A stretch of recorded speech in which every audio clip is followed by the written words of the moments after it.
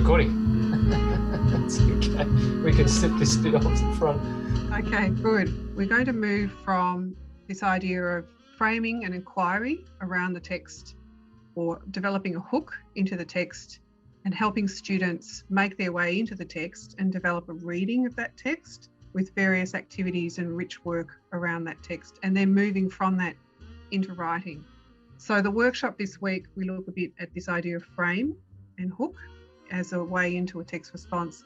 But the video that we're making today is about how to move from that into scaffolding student writing. So for many units that English teachers teach, particularly in years 10, 11 and 12, you're working with a text with the idea that students are moving towards a summative assessment where they're producing some kind of sustained writing on that text, usually in response to some kind of prompt or question, and usually having to show an interpretation or a take on that text in response to the question.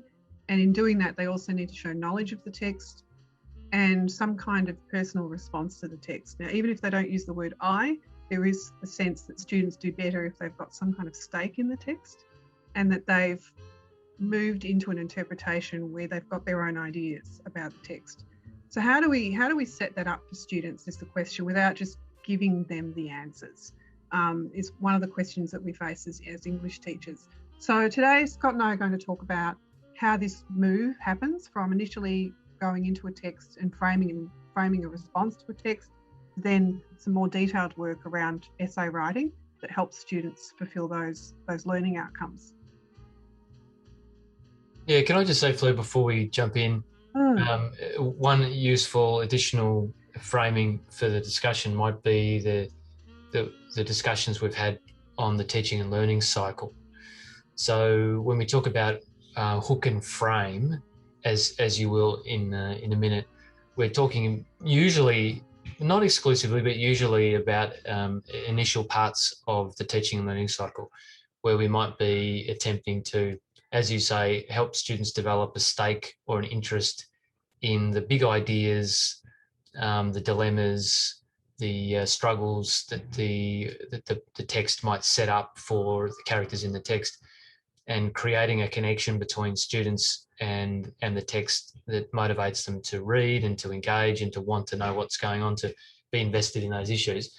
And as you've indicated, it's important to, clearly we want students to do more than just be invested in the text. We want them to develop an ability to write about that text with some fluency and some expertise. And so that scaffolding that we're going to talk about is really useful beyond the initial engagement with the text as a way to, well, the teaching and learning cycle we would talk about it as building knowledge of the text and then being able to say something in response to the text. It's sort of middle parts of the curriculum learning or the teaching and learning cycle, and as you say, moving towards various sorts of summative assessments.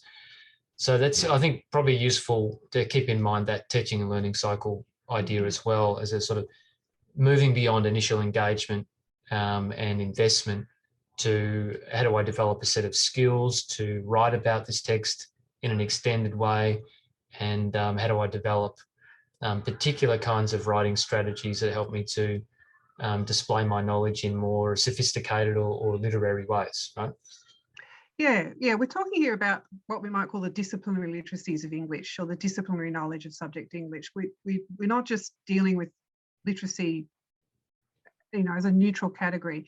In English, we are dealing with particular kinds of literacies and literate practices, and text response is one of them that teachers spend a great deal of their teaching year on. So it's worth spending some time on. So that teaching learning cycle is a really good way of thinking about it.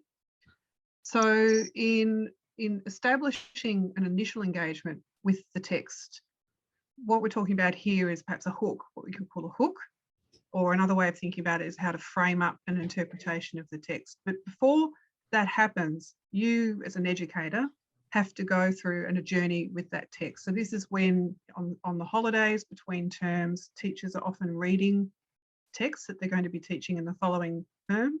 And this is time spent perhaps talking with your peers, with your colleagues about text, and being conscious about the journey that text is taking you on, and having a sense about what your stake has been and the fate of the characters, why the characters were interesting, what kinds of problems they confronted, what kinds of struggles they've been engaged in, and using that as a basis for how you're going to open your unit when you get back to school and it's time to teach that text, in the ideal scenario where you've had some time to do this. So one way in for a text response that we're proposing here is to look at the problem faced by the protagonist.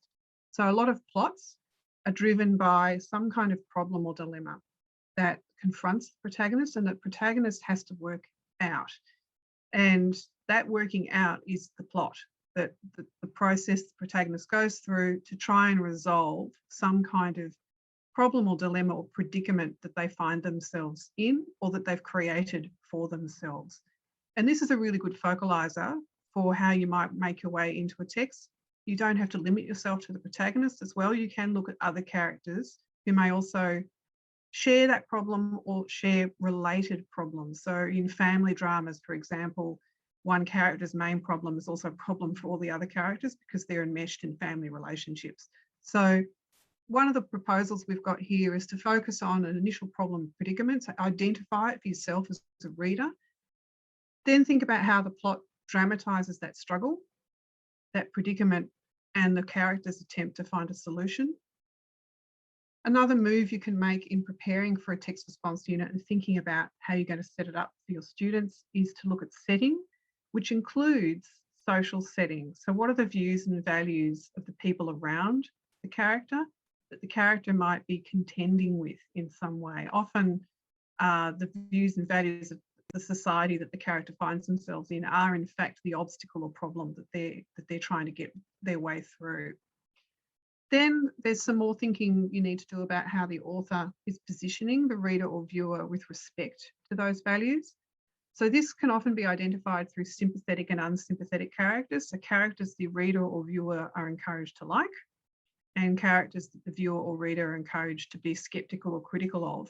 And usually it's the values held by those characters that we're being asked to endorse or to reject or be critical of. There's another way in, which is to think about the role of minor characters. Often minor characters or supporting characters have crucial roles to play in either facilitating the protagonist's journey through their predicament, or having some kind of parallel story that either is a foil to that predicament or emphasises it or amplifies it in some way.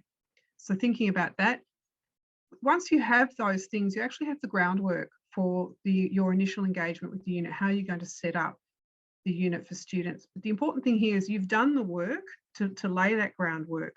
You've reached some kind of conclusion yourself, perhaps, or provisional conclusion about the text, but it's not actually your job then to give them the conclusion because you've crossed that finish line. They actually need that journey as well. So what we're suggesting here is that students need to go through the same journey of engaging with the text that you have as a reader, and your role as an expert reader is to support them in undertaking that journey. So that's the scaffolding you provide and the inquiry questions that you might propose, but you still need to allow them scope to come up with their own experience of the text. And that's the balance that we strike in text response units. Any comments, Scott? Yeah, I would just say that that balance, in the way you framed that, the balance between helping,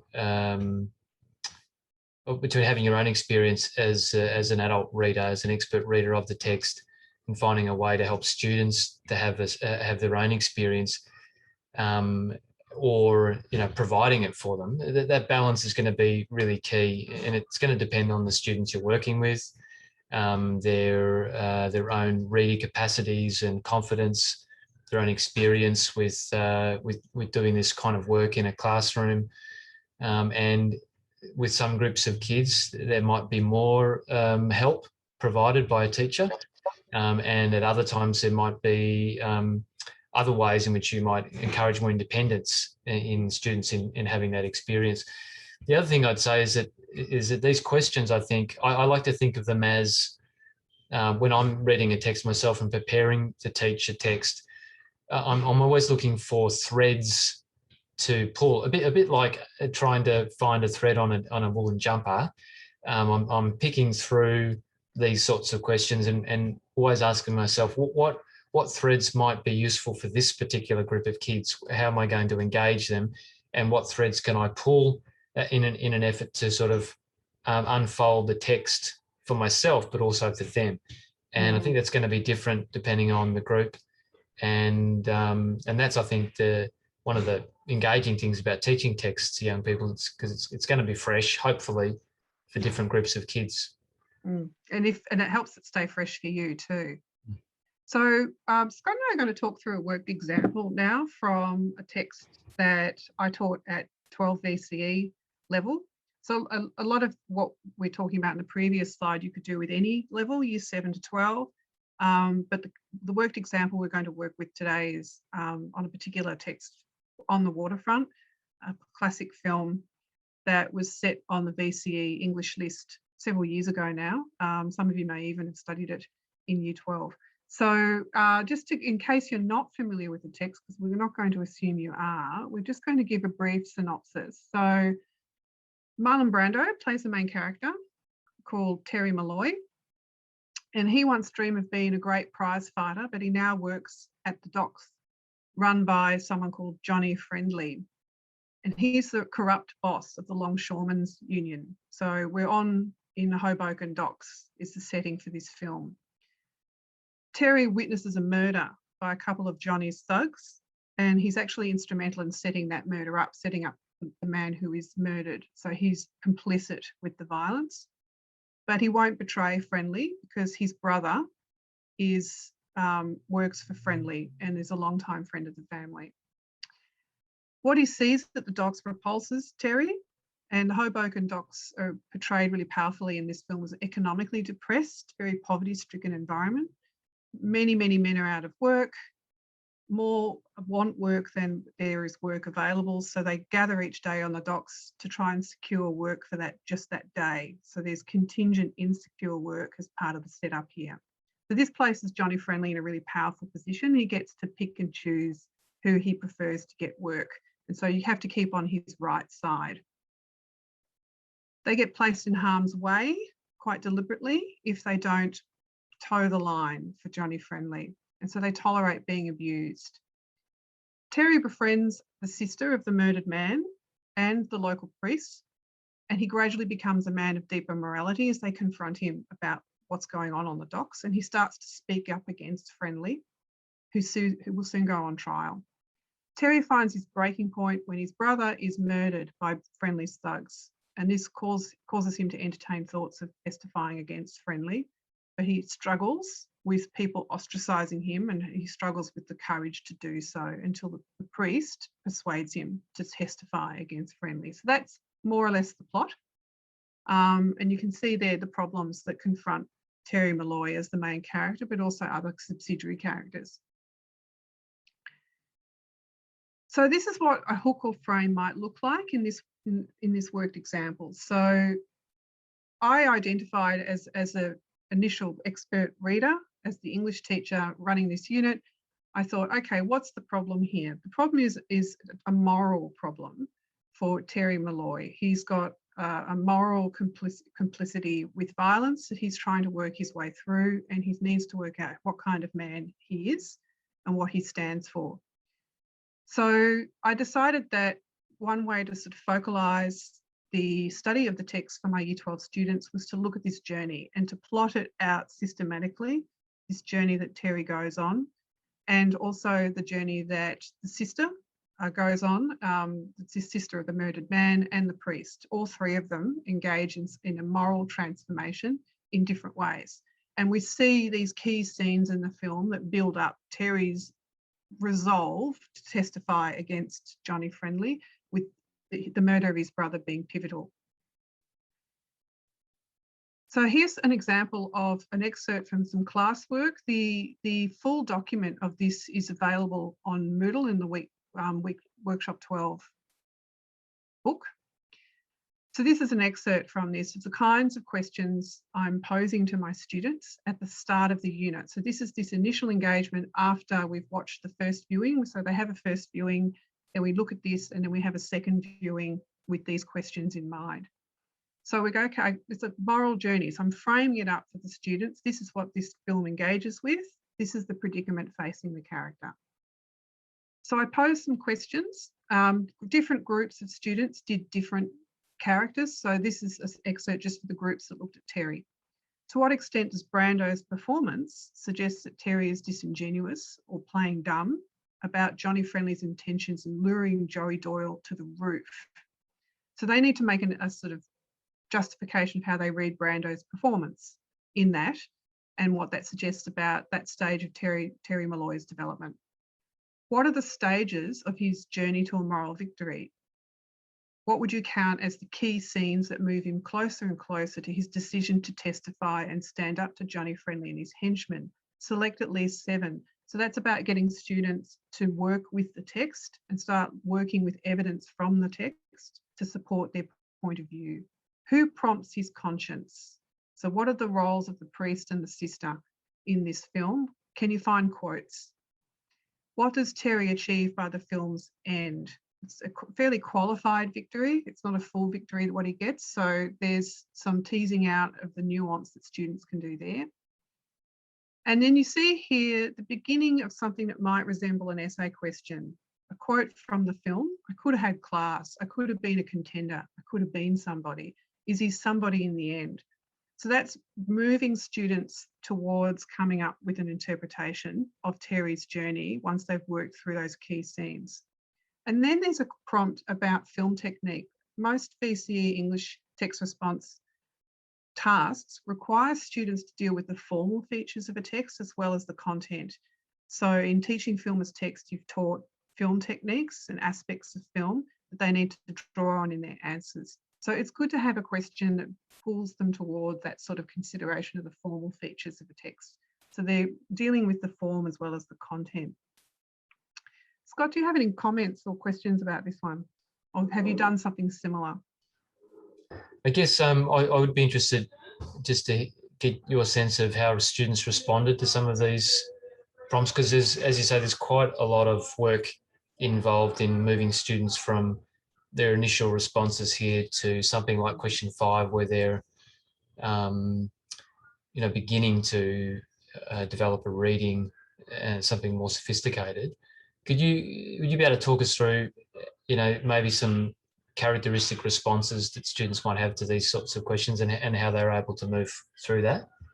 So these questions, usually I'd put students in groups and they were working with these questions to create a presentation to the class. So they would have, perhaps 2 lessons to work through this material to present to the class. And in that time, they have opportunities for exploratory talk in their small group. But also I'm moving around the class and sitting with groups and prompting them and nudging them and saying, okay, well, what about that scene? What does that scene do? What about the scene when he talks to Eva Marie Saint? What about the use of the noise in that scene, the soundtrack? So there's a lot of extra scaffolding you can do. And usually something like this would take 2 or 3 lessons of them pulling together their responses, putting it in some kind of presentation and then presenting it to the class. So you're distributing expertise through the class as well. So other groups are working on other characters. So they're sort of jigsawing an interpretation of the characters as a whole group. So students would be working across these questions to present a reading of that character's moral journey, if you like. And the other students in the group or in the other groups are getting the benefit of the group's work that's presenting, and together it's a kind of, as you say, jigsaw type arrangement. That's kind of what you're aiming to do? Yeah, and also with the selecting key scenes, they could get online and find stills of the film as well. And so that would enable them to sort of show stills of different moments in the film, and that supports them in thinking about composition of tech, like the way in which the scene looks. So getting them to make that presentation outcome is sort of part of helping them move towards a bit more synthesizing of ideas. And I guess it's also a really useful step in terms of helping students take a position on certain issues, isn't it? So when students are working together, they get that benefit of collaborating, of dialogically working towards a view, but then they're having to present that, and that requires them to take another step, a step where they're putting together claims or aspects of their reading. What do we think about this? What do we say about this? And all of that work, it might be in dot points or short paragraphs or statements, but it's sort of building or helping them to build text and practice at writing about these kinds of issues in a way that might, well, it's designed to really scaffold them towards longer writing, later in the unit. Yeah. And I should say that between this and the essay, there were many other tasks. And one of them was we had a very big PowerPoint slide deck that the team had put together. And each of us had looked at different things. Some of us looked at soundtracks. Some of us looked at motifs and symbols in the film. Some of us looked at the references to film noir as a genre that the film refers to. And then students, again, were divided into groups and had to focus on that particular aspect of the text and, again, report back.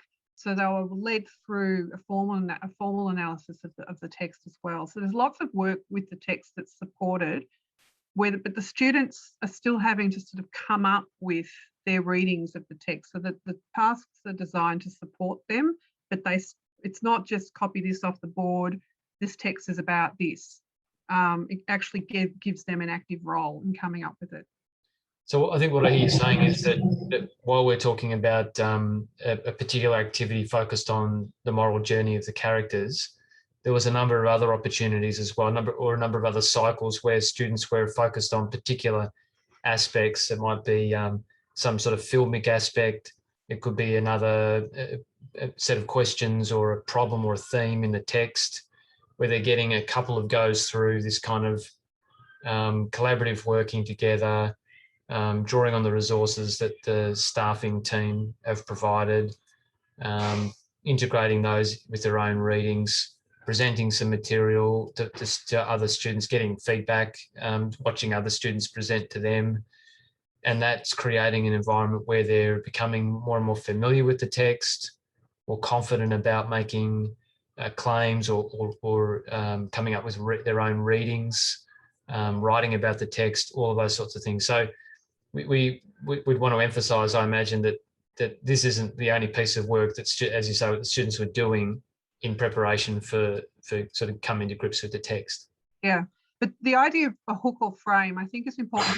What you do at the start of your unit is really important, I think, because it kind of sets up the conditions for their subsequent building knowledge. So if you can sort of give students a way into the text and some language for grappling with the problems of the character, that helps them then do subsequent work. And I did a lot of explicit teaching around allusions, biblical allusions in the text. So there's some explicit teaching in there, but always coming back to this idea of the journey of Terry that gives them a way of organising their thinking. Right, so it's a sort of a larger anchor that the students can use to, as you say, organise their other knowledge or the different bits and pieces that they're picking up along the way. So it's something to help to give that coherence. Yeah. Right. Yeah. So you're balancing some you might call sort of teacher directed or explicit teaching around particular ideas or aspects of language in the text, with activities that allow students to work together to explore themes or scenes or aspects of the text, come up with their own readings. So balancing that, providing material with providing opportunities for students to develop their own readings, right? Yeah, absolutely. So, for example, I did a presentation I made on film noir. So it was direct teaching. I showed them lots of stills from film noir films and talked about the conventions of film noir. Then we looked at some key scenes, and they then analysed how film noir was being used in the film and to what purpose. What does it add to our understanding of Terry's journey? That Kazan, the director, used some of these conventions from filmmaking. He also used documentary film conventions. So there's sort of looking at, so there's a bit of front loading, a bit of what the teacher does, but then there's what are the students doing with it to construct their own understanding of the text. Okay, so one of the other ways in to think about text response units is think about the overriding questions that drive a text response unit regardless of the text. And I think sometimes students are a little disappointed that this is what it boils down to, but the variations on this, the different interpretations of this is what's important too. But all reading and responding type units and essay questions, regardless of the actual wording of the question, require the student to have developed their answer to these questions. They need to know, what is the text saying? So what's the text dealing with on a plot level, character level, and thematic level? How is it saying it? So what are the formal features of the text that the author or director has chosen to communicate these ideas, and how does that communication occur? So that sort of close reading of key scenes or key passages is really important. And then there's the why, the so what. What's the argument that motivates the text? So what is the text about? And then what does the text say about that theme or about that predicament? So students, especially the stronger students, can really shine if they can grapple with that third dot point effectively, because that's where a lot of the extra marks can be picked up in examination situations, for example. But most students can get to the first two. And so, and I think with enough scaffolding and support, students can have something to say about the third point. But this is one of the distinguishing factors of the student who is supporting to go further, is that ability to tap into the argument of the text. So we're talking about more than just grappling with the text. When we're doing text study, we're also talking about or hoping to help students develop a way of thinking and writing about text that's particular to the discipline of English studies. And I think, as you've said, these three questions in a way underpin being able to take up that particular way of thinking and writing within English. Yeah, I think at its best, essay writing is in the context of a deep inquiry about how a text works. What's it saying? How's it put together? What does it say to me as a reader? How does it connect to big ideas about life and how people navigate the predicaments of life? And it can be, an existential process for students where you're actually helping them engage with some of the bigger questions through a text study. Yeah, the shame, of course, is that essay writing often becomes a chore or something that alienates students from what a text might say or have to share with them. And so I think that's what we're keen to emphasise, is that essay writing doesn't have to be that if it's underpinned by some of these bigger questions, and that students can see the form as allowing them to engage in a particular way with texts, not the only way that they can engage with text, clearly. We've given lots of examples over the semester where students can engage with text in all sorts of different ways, in really meaningful and powerful ways. But there's no doubt that authentic or essay writing that invites students to ask some of these bigger questions in their looking at text can be really powerful and useful as well. Absolutely. So I'm just going to finish our session together, Scott, by talking through what scaffolding looks like when it comes to the pointy end of the unit, where they're having to write that essay, and whether it be a SAC or in an exam situation. So I've chosen a question that I found pretty generative with the Year 12 students I worked with that year, which was a quote. Often questions start with a quote. So this is Marlon Brando's character, Terry Malloy, speaking. He says, "I was ratting on myself all those years and I didn't even know it. I'm glad what I done to you," which he says to Johnny Friendly. On the Waterfront suggests that it is more important for an individual to obey their conscience than to conform to group expectations. Discuss. It's a fairly typical sorts of question where there's a quote and then there's some kind of proposition being made that the student needs to then grapple with, marshal their evidence, marshal their reading of the text in order to address the question. So obviously we did work in class around this question and unpacked it and looked at key words such as conscience, which was one of the key vocabulary that was taught explicitly in this unit. The idea of group expectations, which teenagers are pretty intimately familiar with in their lives, of peer pressure and the idea of in-groups and out people and so forth. So they can tap into that. And also what scene was this? There's an invitation in a question like this to actually refer to the scene that this occurs in. So I'm going to now share a few documents for what scaffolding might look like, how it might be supported, how you move students from inquiry and building knowledge into actually producing an essay. So I'm now going to move to one of those texts. A sample text, a teacher-produced text that teaches me. When I was teaching Year 12, I found that I was doing a lot of writing to help support students in scaffolding writing. And I know that there's this idea that we actually withdraw support in that theory of zonal proximal development, but things are moving very quickly in Year 12 and students are having to build their skills very fast. You've only got them from the end of January to the end of September, basically, in order to move them quite a long way in terms of their writing development. So my experience has been that you are doing a lot of intensive scaffolding for your students. So here is an example of a teacher-generated text that's helping support students with their writing. So I give them, so we've worked with the essay question. This essay question, we've unpacked it in class. We then move into looking at what might a sample introduction look like. So I use model writing a great deal. Sometimes I give it to students and we read through it and I talk to them about the decisions I've made as a writer in composing the text the way I have. Other times in model writing, I've actually written directly on the board and they watch me compose and I talk about decisions made while I'm writing that. I'm now going to put in a quote. I'm now going to mention this. So they can see you're making explicit the thinking process of writing to help them then access that thinking process themselves. So this is something, those of you who are doing primary, secondary, you're familiar with the idea of modelled writing. It's something we do all the way to Year 12. So here's a sample introduction where I'm outlining my contention in response to this question, and then I'm outlining the main points that I'm going to discuss in this essay. So this document is available on Moodle. So I've given students, this is an example introduction.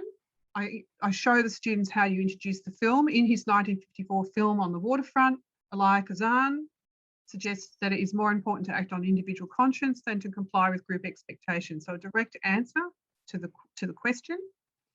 Kazan's portrayal of life for the longshoremen shows that how they have been coerced into putting their own physical survival against their own long-term interests and what they know to be right. So set up, this is the dilemma for the characters. The group expectations embodied by the corrupt union official Johnny Friendly forces the men to betray their own conscience in order to work on the boats controlled by Friendly and his goons.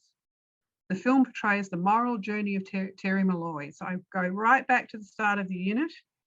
This has been a thread we've been pulling through all the way, this idea of the moral journey. So there it is towards the end of the unit in a sample introduction. The film portrays the moral journey of Terry Malloy as he struggles to act on his conscience, despite pressure from those around him to remain complicit and D&D about Friendly's criminal activities. And then I go on to outline to what extent this is true with key points. So I talk to the students, we work through this introduction in class. I then offer them a detailed plan.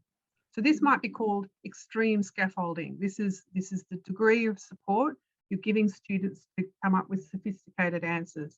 But in presenting this to students, I never say you have to follow this. So this is something I offer them, but students who want to diverge from what's suggested or have their own main points they want to make are, of course, welcome to write that instead. So you're giving students a choice to opt into this support. I do broadly have used teal, but I don't stick resolutely to teal. Teal's good because it's got that pattern. It helps students organise their thoughts, but it can potentially limit some students because of that one E for explanation. It's not offering enough scope for students to elaborate on their ideas and show reasoning and unpack arguments. And so when it comes to years 11 and 12, often for students who are ready for it, I'm pushing them to move beyond those two E's and even that one T. You might have more than one topic sentence. So it's there as a scaffold, but even here, there's signs that we're moving beyond it and helping students move beyond it themselves. So there's a topic sentence which is provided. Kazan shows how the world portrayed on the waterfront pits people's individual conscience against their need to survive. there are pressures to remain D&D, which stands for deaf and dumb, as group survival seems to depend on remaining complicit in Johnny Friendly's criminal activities. Now, some of the background to this is some explicit teaching around vocabulary with words like conscience or complicity or criminal to give students the language. Then I give an example of what kind of evidence I would use, quotes. I have dot points for what the explanation might be, and then I show how I link back to the main argument. So these students are given this scaffold that they can either then use to produce an essay or use as inspiration for an essay that uses slightly different ideas and different evidence. So it's there as an optional support. And as you say, it's an example of extreme scaffolding. So maybe that it's a bit of a surprise to students to see that kind of scaffolding, or maybe that's quite they're not surprised by that at all, and that they've had that sort of experience themselves as students. So it's certainly something that, and it might be that we can pick this up later, but it's likely to cause some people maybe some unease or some surprise. So it's worth sort of thinking that through and about where that comes from. And you as a teacher with these students felt that was a useful way of, or useful opportunity to provide. And of course, when you provide examples like that, it's quite easy to imagine that students won't take them up, but more often than not, I suppose that they do. And so the question then becomes as well, where in the line of a number of essays that students might write to prepare for an outcome like this, this might be the first one that they tackle, but there might be sort of a release of that responsibility over the next couple, or helping them to get a run on the board or to make a start. So there's a range of ways in which that might be used, and depending on the group of students, as you say, you're encouraging a range of different approaches. There's some flexibility in there, that scaffold as well, as you say, in terms of examples or evidence they might use. So there's a range of ways in which it might be quite a lot, or other ways in which it might be sort of used in amongst a range of other strategies.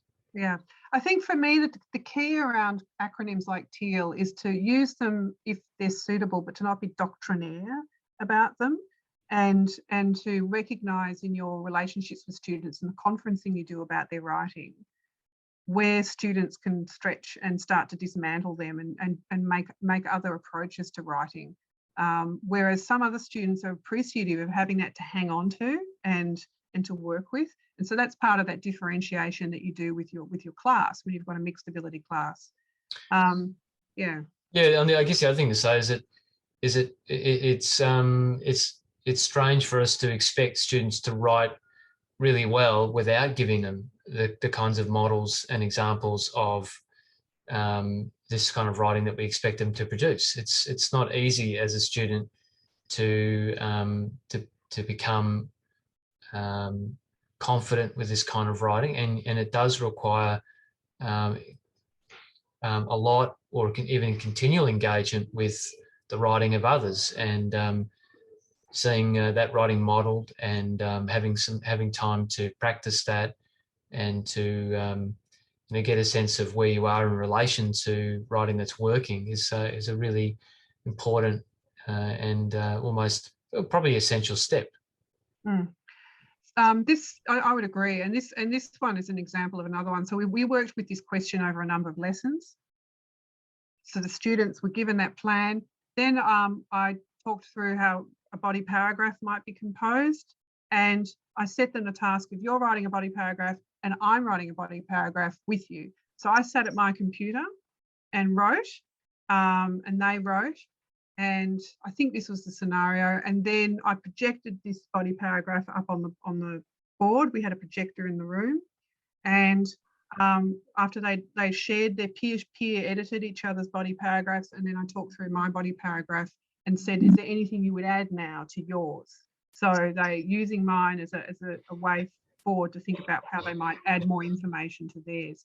So you're also modelling yourself as a writer, someone making decisions, someone choosing and selecting from evidence and coming up with ideas, but in the context of a writer's workshop approach. So it's not like, here's the answer, copy this. They're doing something too. You're writing, they're writing. We're having conversations about the decisions writers make as they compose their text. And that's an important distinction to make, isn't it? That it's very easy to get into a situation where students are just accepting without question the sorts of writing models that we give them, and we obviously want to avoid a situation where students are just sort of taking on the views and the ideas of their teachers.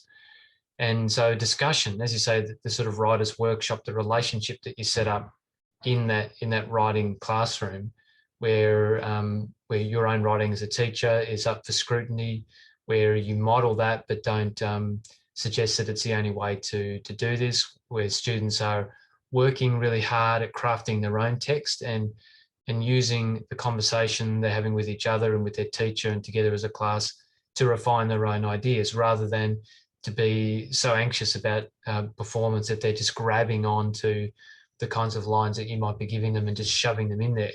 So that can take some expertise and some experience of building a classroom where students are sharing and have the confidence to look at their own writing as something that they're working on and not just something they have to do to please the teacher.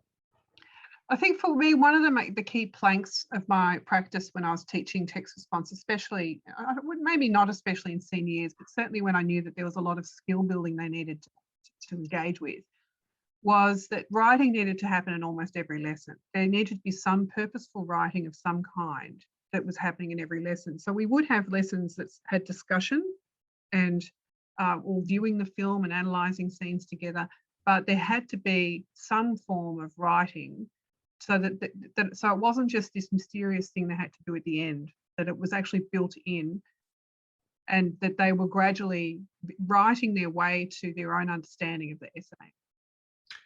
It's real work, isn't it? I mean, it's one of the biggest, well, certainly a big trap I think that English teachers can fall into, is that we assume that writing sort of just happens and that it will get to it and that it will just sort of unfold. But it's actually a lot of hard work, and learning a new way to write is really learning a new way to make meaning and to think. And that takes, as you say, I think for all of us as writers and as teachers of writing, you've got to get into the regular habit of writing all of the time, regularly. And for students in the senior years and even in the junior school, you've really got to be giving them lots of opportunities to write. And clearly, not, and probably rarely lots of high stakes stuff, but lots of low stakes opportunities to practice and to refine and to practice and to obviously not all of that is going to be essay writing. It's going to be a whole range of writing types. But that's a really important point. It's one of the hardest skills to learn. Writing is like an amazing achievement, to be able to write clearly and communicate in that way. And essay writing is a particularly difficult and heinous kind of skill in itself. And so you can't learn it just with shooting off a couple of essays here and there. And at the same time, clearly we don't want to create essay writing mills in our classrooms. And so finding ways to encourage regular writing practice in class and outside of class, with shorter texts, with paragraphs, with openings, with dot points, with all sorts of different writing, I think is a really useful way of building up students' writing stamina and their writing practice. Yeah, so essay writing really happens in the whole ecology of writing in your classroom. So to conclude, that's some ideas about what scaffolding looks like. So really the purpose of me walking through this is how you set up an inquiry process that still can move towards a supported, quite traditional outcome, but doing it in a way that the context is students have already engaged with the text in authentic ways. So they are coming up with a reading. You've kind of put parameters around that reading. You've set things up for them. You've helped them as a leading reader make their way into the text. but what they're producing is a supported outcome of their own thinking and their own engagement with that text as well. So just to conclude, the resources and some other teacher-authored resources around text response have been put in the Workshop 12 Moodle book, and the Word documents I've been talking to in this session are available, and you can have a look at what I've produced for that Year 12 class. Can I before we finish, Fleur, it would be good to have you talk just for a minute about the context you were teaching in. I think that's going to be useful because there's going to be some students who say, oh, come on, this is not possible, the kind of writing or the kind of activities you're getting students to do here in the difficult government school down the road. So perhaps you can give a bit of a sense of what context you're working in, and then maybe we can just address for a minute or two that particular question. Look, I have found for Year 12 teaching, my practice has not, I don't think is significantly different to what people would do in other schools. I mean, the context was I was teaching in an inner urban fee-paying school that had very high academic ambitions, and the students on the whole had very high academic ambitions, not necessarily with the work ethic to back that. And that was just the reality of teaching in that school. But certainly the expectations of staff in that school was that academically we were up for the job. So there was this expectation that staff would set a high bar and would support students in achieving very decent marks when it came to examinations at the end of Year 12. And certainly teachers who didn't want to engage with that often opted not to teach Year 12 in that school. If they wanted to do other kinds of work, would say put in their preference for teaching lower down in the school if they wanted other kinds of experiences. So that's sort of part of the context. But I have to say, I mean, 2 years ago I taught with Steph Westcott, who taught at an outer eastern government school, and I did find that what she had done for Year 12 and what I was doing for Year 12 was not radically different. A lot of the work we were doing in classrooms was very similar in terms of the disciplinary literacies that we were teaching our students and the kinds of support. So the difference might be in getting sustained writing done in class. Certainly, even in the context I was in, I had some classes where the concentration level of the students in that class did not allow for whole body paragraphs to be written in class. It was more maybe a sentence or 2 sentences or a dot point was more where I was setting the bar. So that it does depend on context, but also depends on the composition of your class. Does that answer your question, Scott? Yeah, I think so. I mean, that's certainly my experience too, that you're always responding carefully to the students you have in front of you at the time, but that at that VCE or senior school level, the practices of successful English teachers at that senior level aren't radically different.